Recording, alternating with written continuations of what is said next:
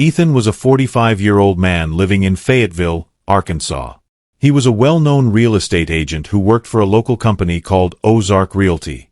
Ethan had a big smile and a friendly personality, which made him popular with his clients and colleagues. He had a degree in business administration from the University of Arkansas and had been working in real estate for over 20 years. Ethan was married to Evelyn. Ethan and Evelyn seemed like a happy couple. Ethan was Evelyn's second husband. He had a stepdaughter named Lily Adams, who was 18 and in her first year at the University of Arkansas studying psychology. Ethan got along well with Lily, or so it seemed to the outside world. Outside of work, Ethan loved sailing. He owned a small sailboat named Dreamcatcher, which he often took out on Beaver Lake. He enjoyed spending weekends on the water, feeling the wind and the waves. His friends at the local marina remembered him as someone who was always willing to lend a hand and share a laugh. In the days before his death, Ethan was busy with a big property deal. He was working hard to close a sale on a large commercial property in downtown Fayetteville. This deal was very important to him in his career. He was also planning a surprise anniversary trip for Evelyn. He had booked a cabin in the Ozark Mountains and bought tickets to see a concert in Little Rock. He even picked out a special necklace from a local jewelry store, Sissy's Log Cabin, as a gift for Evelyn. Despite his busy schedule, Ethan made time to visit the local coffee shop, Arsagas, every morning. He enjoyed reading the newspaper and chatting with the baristas. His favorite drink was a caramel latte. On April 10, 2015, 2 days before his death, Ethan was seen at Arsagas smiling and talking about his plans for the weekend. He seemed happy and excited about the future. Ethan's life seemed perfect on the outside, but there were hidden troubles. His wife, Evelyn, had been acting stressed and worried lately. She had noticed changes in their daughter, Lily, and was suspicious of Ethan's late-night work meetings. Friends and neighbors had started to notice the tension in the household. On April 12, 2015, at about 7:30 a.m., Ethan's body was discovered. The person who found him was his neighbor, Michael Everly. Michael was a 52-year-old retired schoolteacher who lived next door to the S. Darlene had called Michael, worried because she hadn't heard from Ethan since the previous night. She was out of town visiting her sister and asked Michael to check on her husband. Michael knocked on the door of the house but got no answer. He noticed that Ethan's car was in the driveway, so he decided to try the door. To his surprise, it was unlocked. As he stepped inside, he immediately felt something was wrong. The house was unusually quiet. Michael called out for Ethan but got no response. He walked through the living room and into the kitchen, where he saw signs of a struggle, chairs overturned and broken glass on the floor. He followed the trail of chaos to the master bedroom. When he opened the door, he was met with a gruesome sight. Ethan was lying on the floor in a pool of blood. He had been bludgeoned to death with a hammer, which lay nearby, covered in blood. The room was a mess, with blood splattered on the walls and furniture. It was clear that Ethan had fought for his life. Michael was horrified and immediately backed out of the room, his hands shaking. He pulled out his cell phone and dialed 911, his voice trembling as he described what he had found. The 911 operator tried to keep him calm, asking him to stay on the line until the police arrived. The news of Ethan's death quickly spread through the neighborhood. Maple Street was soon filled with police cars, and curious neighbors stood outside, whispering to each other about the shocking event. Local news stations like KSM and KNDOA sent reporters to cover the story, and by noon it was the top news in Fayetteville. Michael, who had been friends with Ethan for years, was in a state of shock. He had never expected to find his neighbor and friend dead in such a brutal manner. He later told reporters that Ethan was a good man who didn't deserve such a terrible fate. The discovery of Ethan's body marked the beginning of a complex and tragic investigation, one that would uncover hidden secrets and lead to shocking revelations about those closest to him. The police arrived at the home quickly after Michael Everly's 911 call on April 12, 2015. The first officers on the scene immediately secured the area, making sure no one entered or left the house. Soon after, Detectives Sarah Mitchell-Kinsey and James Carter arrived to lead the investigation. Detective Sarah Mitchell-Kinsey was known for her sharp mind and attention to detail. At 38 years old, she had solved many difficult cases. Her partner, Detective James Carter, was 42 and had a reputation for his methodical approach. Together, they made a strong team. As the detectives walked through the house, they saw signs of a struggle. The living room had overturned chairs and broken glass. The kitchen had more chaos, with dishes scattered on the floor. When they reached the master bedroom, they were met with a grisly scene. Ethan lay on the floor, surrounded by a pool of blood. He had been bludgeoned to death with a hammer, which lay nearby, covered in blood. The walls and furniture were splattered with blood, showing the violence of the attack. Detective Mitchell Kinsey noted the hammer as the murder weapon and ordered it to be bagged as evidence. The crime scene was chaotic and disturbing. The detectives and forensic team took many photos and collected samples. They used gloves to carefully pick up items, making sure not to contaminate any evidence. Blood samples, fingerprints, and the hammer were all collected and sent to the lab for analysis. Outside, neighbors watched as the police worked. The local news stations, KFSM and KNUA, Ritherto reporting on the shocking murder. Reporters spoke to neighbors who described Ethan as a friendly and well-liked man. The media coverage added pressure to solve the case quickly. Detectives Mitchell Kinsey and Carter interviewed Michael Everly, who was still shaken from discovering the body. He described finding the door unlocked and seeing the mess inside the house. His detailed account helped the detectives piece together the events leading up to the murder.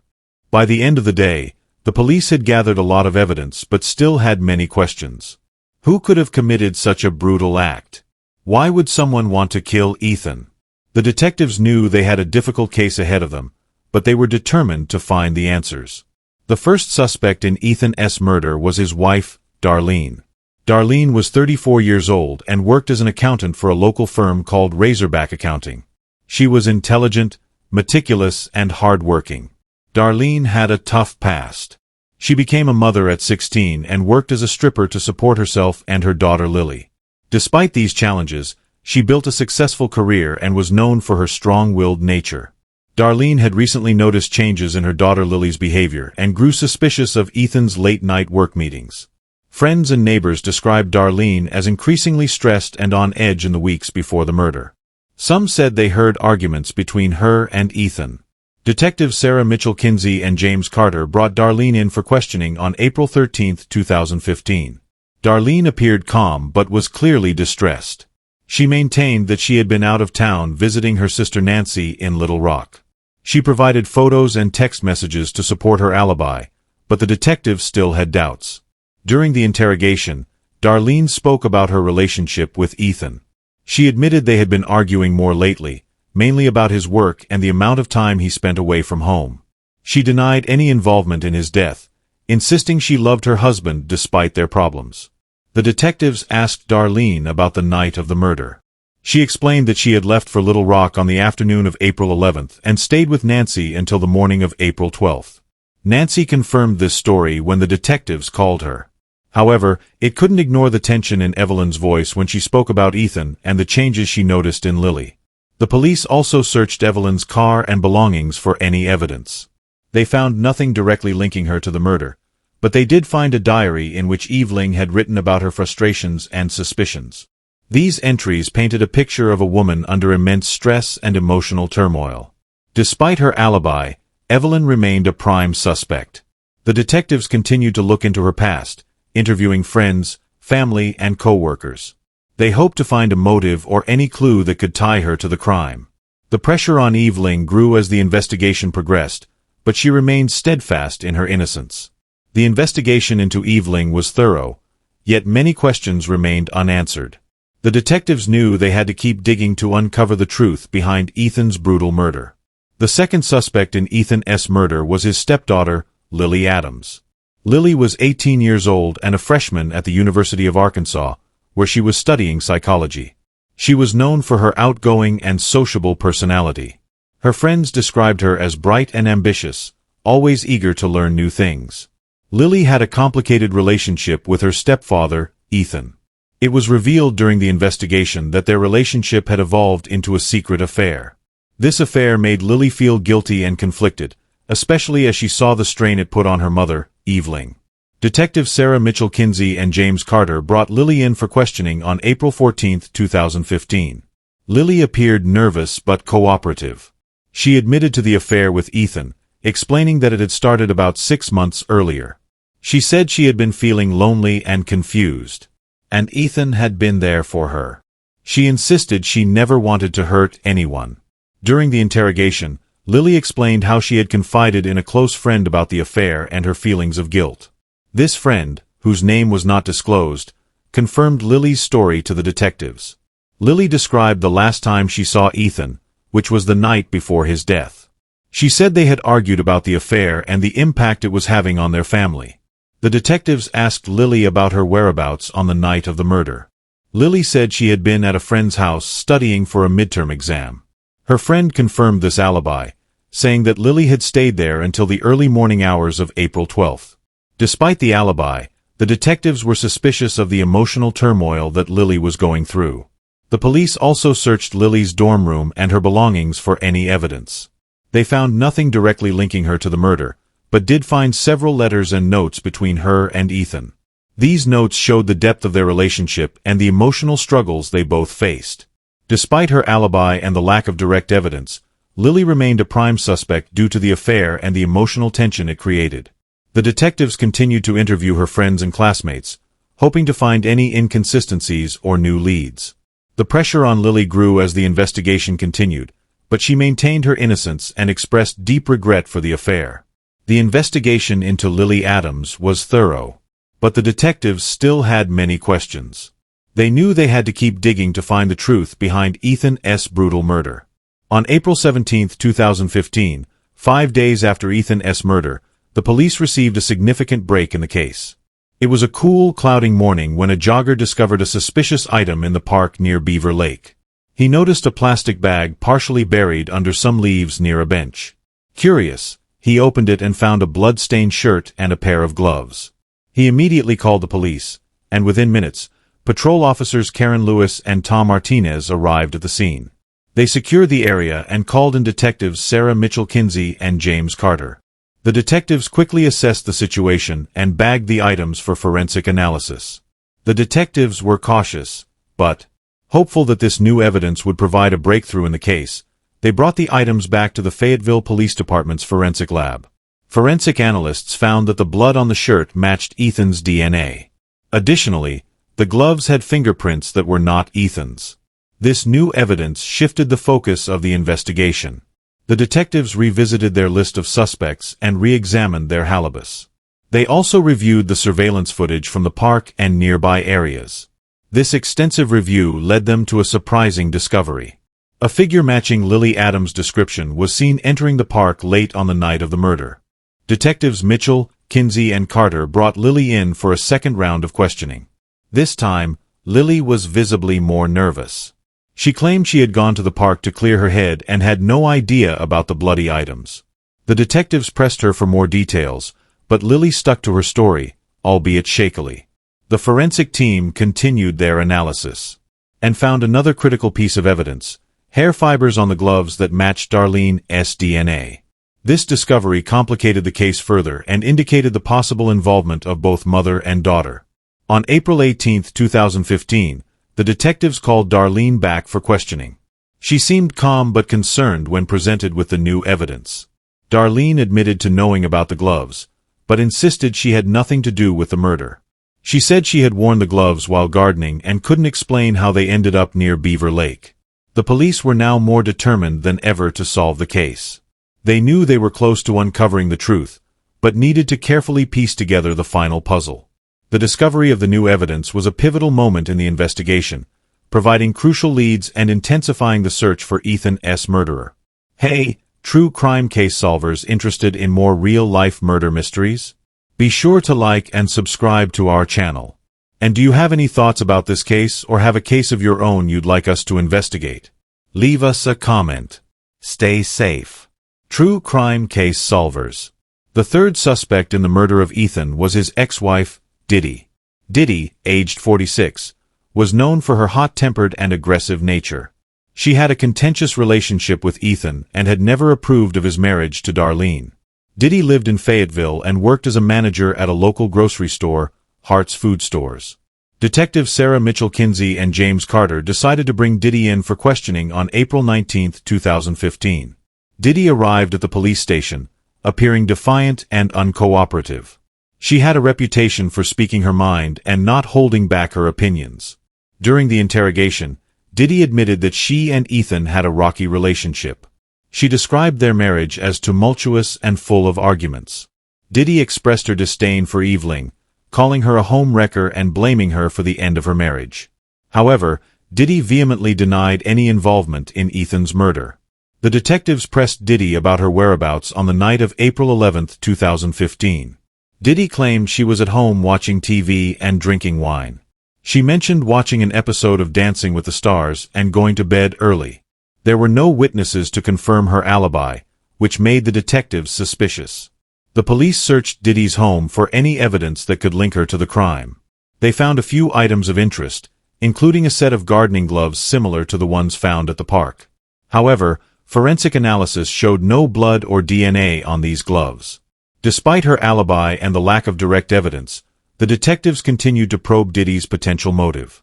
They discovered that Diddy had recently learned about Ethan's affair with Lily, which added another layer of tension and potential anger. Friends and co-workers told the detectives that Diddy had been particularly upset and vocal about the affair, calling Ethan a disgrace and expressing her anger to anyone who would listen. The detectives also interviewed Diddy's neighbors, who reported hearing loud arguments coming from her house in the days leading up to the murder. One neighbor, Mrs. Everly, said she heard Diddy yelling about betrayal and lies. Although Diddy remained the suspect, the detectives found it challenging to gather enough evidence to charge her. She was aggressive during the interrogation but maintained her innocence. The detectives knew they needed more concrete evidence to link her to the crime. The investigation into Diddy added another layer of complexity to the case as the detectives worked tirelessly to piece together the events leading to Ethan's murder. On April 21, 2015, the breakthrough in Ethan's murder case finally came after days of investigating Detective Sarah Mitchell Kinsey and James Carter found a crucial piece of evidence. A surveillance camera from a nearby gas station had captured footage of Evelyn driving toward Beaver Lake late on the night of the murder. This was a significant bleed that contradicted Evelyn's alibi. Detectives Mitchell Kinsey and Carter reviewed the footage carefully. It showed Evelyn's car, a blue Honda Civic, passing the gas station at around p.m. on April 11th. This placed her near the crime scene at the crucial time. With this new evidence, the detectives were confident they had found Ethan's killer. On the morning of April 22, 2015, the police arrived at Evelyn's workplace, Razorback Accounting. It was a sunny day and the local news stations, including KFSM and KNWA, were already covering the latest developments in the case. Evelyn was in her office when the police entered. She looked surprised but remained composed as they informed her of her arrest for the murder of her husband. As Evelyn was let out in handcuffs, she maintained her innocence, but the evidence against her was overwhelming. The affair between Ethan and Lily had driven Evelyn into a fit of rage. She felt deeply betrayed by both her husband and her daughter. The detectives believed that on the night of the murder, Evelyn confronted Ethan. The confrontation escalated into violence, and Evelyn grabbed a hammer, fatally striking him multiple times. Evelyn's arrest shocked the community. Neighbors and friends couldn't believe that the hard-working, intelligent woman they knew was capable of such a violent act. The news spread quickly, with headlines in the Fayetteville Observer and segments on local news stations detailing the arrest. Ethan's family had mixed reactions. Some were relieved that the murderer had been caught, while others were devastated by the betrayal. Lily was particularly heartbroken. She had lost both her stepfather and her mother in a matter of days. The emotional toll on the family was immense. As Darlene was taken to the police station, she continued to deny her involvement. However, the detectives were confident in their findings. The surveillance footage, combined with the forensic evidence and Darlene's conflicting statements, painted a clear picture of her guilt. The community of Fayetteville was left to grapple with the tragic events. Ethan's murder had uncovered deep family secrets and left a lasting impact on those who knew him. The police had solved the case, but the emotional scars would take much longer to heal. The trial of Darlene for the murder of her husband, Ethan, began on July 15, 2015 at the Washington County Courthouse in Fayetteville. The courtroom was packed with reporters from local news stations like KSSM and KNOA, as well as concerned members of the community. The prosecution was led by District Attorney Robert Stevens, a 45-year-old with a reputation for being tough and relentless in the courtroom. He argued that Darlene's motive for the murder was her discovery of the affair between Ethan and Lily. Stevens painted a picture of a woman pushed to her breaking point by betrayal and emotional turmoil. He presented the surveillance footage of Darlene's car near Beaver Lake, the forensic evidence from the crime scene, and the conflicting statements she had given to the police. On the other side, the defense was led by attorney Michelle Williams, a 39-year-old known for her calm demeanor and sharp legal mind. She argued that Eve Ling was innocent and that the evidence was circumstantial. Williams suggested that someone else could have committed the murder, perhaps out of jealousy or anger. She questioned the reliability of the surveillance footage and pointed out that no witnesses had seen Eve Ling commit the crime. Throughout the trial, Ethan's family sat in the front row, watching the proceedings with a mixture of anger and sadness. Lily, in particular, struggled with the emotional weight of the trial. She had lost her stepfather and now faced the possibility of losing her mother to a long prison sentence. After 2 weeks of testimony, the jury deliberated for 3 days before reaching a verdict. On August 3, 2015, the jury found Evelyn guilty of first-degree murder. The courtroom was tense as the verdict was read. Eve Ling showed little emotion while Ethan's family wept and hugged each other. The local news immediately reported the verdict, and the story was covered extensively in the Fayetteville Observer. Judge Lisa Everly sentenced Eve Ling to life in prison without the possibility of parole. She stated that the evidence clearly showed Eve Ling's guilt and that the crime was a result of intense personal betrayal and anger. The judge expressed sympathy for Ethan's family and hoped the sentence would bring them some measure of closure. The reaction to the verdict was mixed.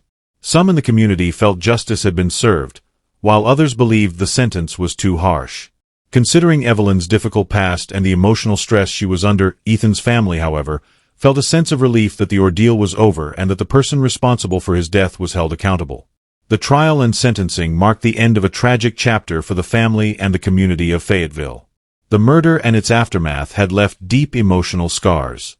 But the verdict provided a sense of justice and a step toward healing. After Evelyn's trial and sentencing, life slowly began to return to normal for those involved in Ethan's tragic murder case. For Evelyn, now serving her sentence at the Arkansas Department of Correction, life took on a stark routine. She was allowed limited visits from family and friends, with strict rules governing her daily activities. The media coverage surrounding the trial gradually faded, replaced by news stories and events in Fayetteville like the annual Bikes, Blues, and Barbecue Motorcycle Rally. Lily Adams, now 19, returned to the University of Arkansas to continue her studies in psychology. She struggled with guilt and grief over her role in the affair that ultimately led to her stepfather's death. Lily sought counseling to help her cope with the emotional aftermath and worked hard to rebuild relationships with her family. She distanced herself from media attention, focusing on her studies and volunteer work at local animal shelters. Meanwhile, Detective Sarah Mitchell Kinsey received recognition for her role in solving the high-profile case. She continued her work at the Fayetteville Police Department, investigating other crimes and mentoring younger detectives. Detective James Carter transferred to the Northwest Arkansas Drug Task Force, where he applied his investigative skills to combating drug-related crimes in the region. In the community of Fayetteville, the impact of Ethan's murder lingered. Neighbors and friends remembered him as a friendly and successful real estate agent who loved sailing on Beaver Lake. The local Rotary Club held a memorial service in his honor, and a plaque was installed at the Fayetteville Town Center to commemorate his life and contributions to the community. Ethan's family, especially his first wife, Diddy, found solace in each other's company and support. Diddy focused on her career at Hart's Food Stores and became involved in local charity events like the Susan G. Komen Race for the Cure in Benville. She remained vigilant about keeping her family close and supporting her grandchildren, who missed their stepfather dearly.